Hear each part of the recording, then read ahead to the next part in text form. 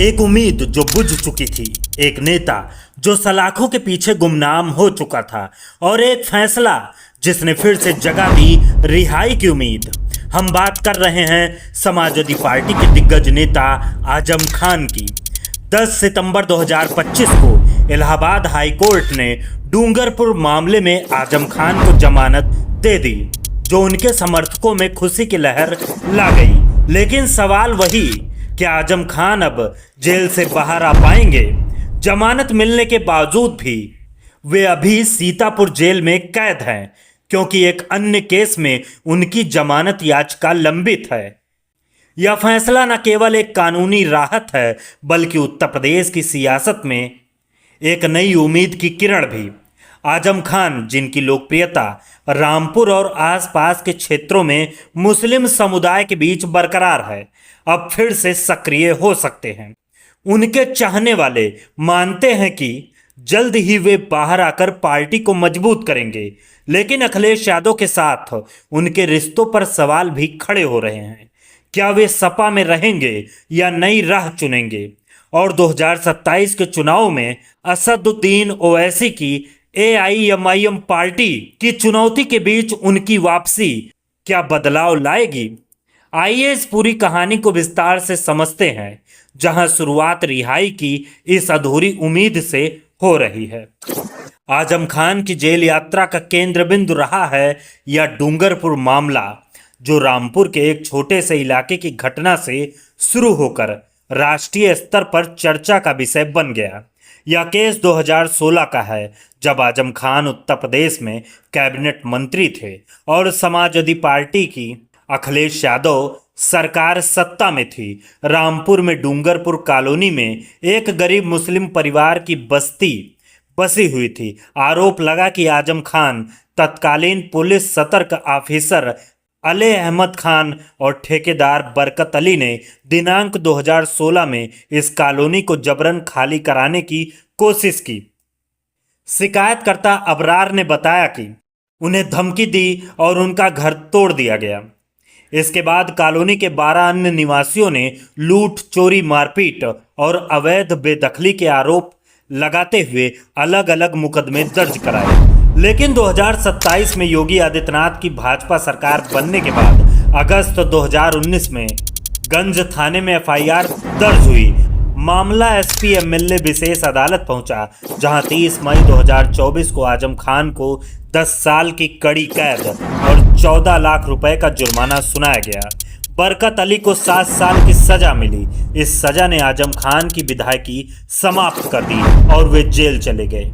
इस फैसले के बाद आजम खान ने इलाहाबाद हाई कोर्ट में अपील दायर की। जस्टिस समीर जैन की एकल पीठ ने 12 अगस्त 2025 को सुनवाई पूरी की और फैसला सुरक्षित रखा। आखिरकार 10 सितंबर 2025 को कोर्ट ने आजम खान और बरकत अली दोनों की अपील पर जमानत याचिका मंजूर कर ली। कोर्ट ने सजा को सस्पेंड कर दिया, लेकिन अपील की अंतिम सुनवाई लंबित रहने तक ही।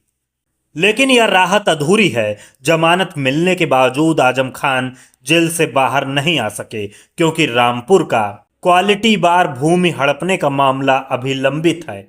इसमें आरोप है कि उन्होंने फर्जी दस्तावेजों से सरकारी जमीन पर कब्जा किया। इस केस में उनकी जमानत याचिका पर सुनवाई चल रही है। अगर यह जमानत भी मिल जाती है तो वे बाहर आ सकते हैं। उनके वकील इकबाल अहमद ने कहा, डूंगरपुर में राहत मिली, अब अगला केस जल्द सुलझेगा।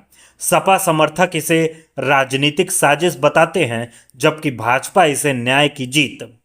अब बात करते हैं आजम खान के जीवन और राजनीतिक सफर की, जो उत्तर प्रदेश की सियासत का एक जीवंत अध्याय है।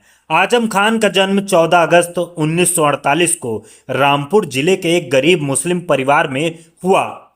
उनके पिता गरीब किसान थे और आजम खान ने अपनी शुरुआती पढ़ाई रामपुर के सरकारी स्कूलों में की।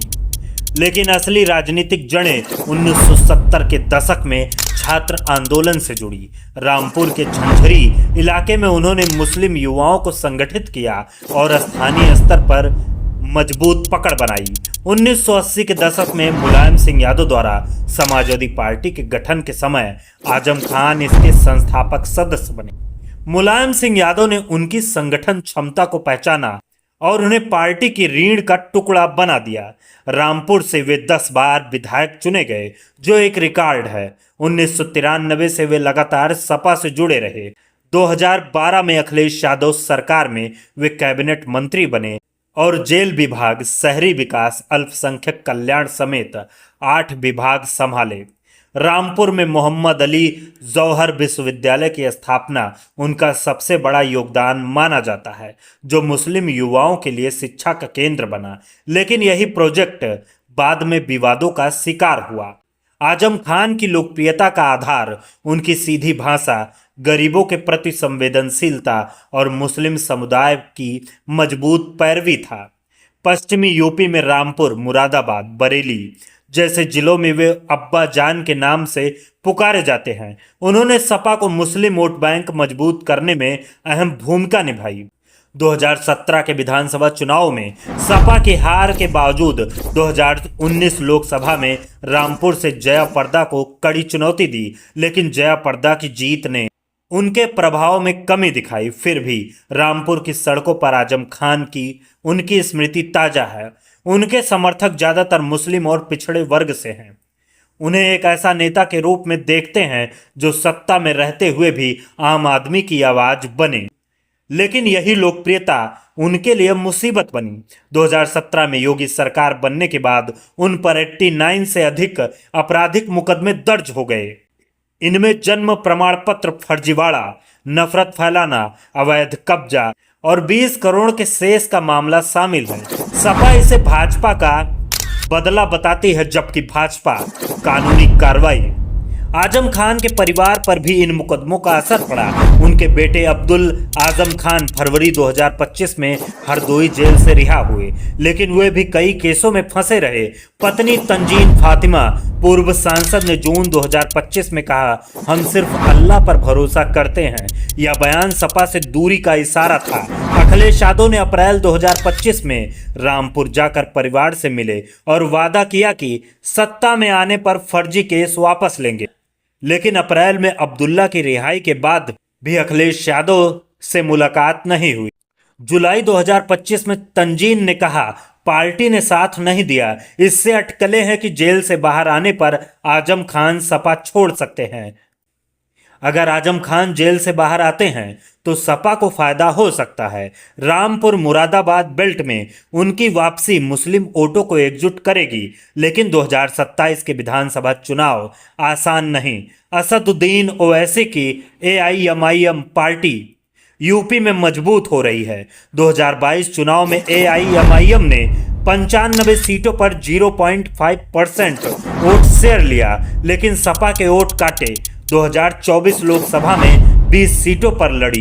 सहारनपुर, मुरादाबाद जैसी मुस्लिम बाहुल जगहों पर ओवैसी ने सपा पर मुस्लिम टिकट न देने का आरोप लगाया। आजम खान की जिंदगी सिखाती है, सियासत में हार मत मानो। उनकी रिहाई यूपी की राजनीति का नया अध्याय लिखेगी। अगर आपको यह वीडियो पसंद आया हो तो इसे शेयर करें, लाइक करें और कमेंट करना ना भूलें। आप देख रहे हैं socialist RK Chaudhary YouTube channel. धन्यवाद।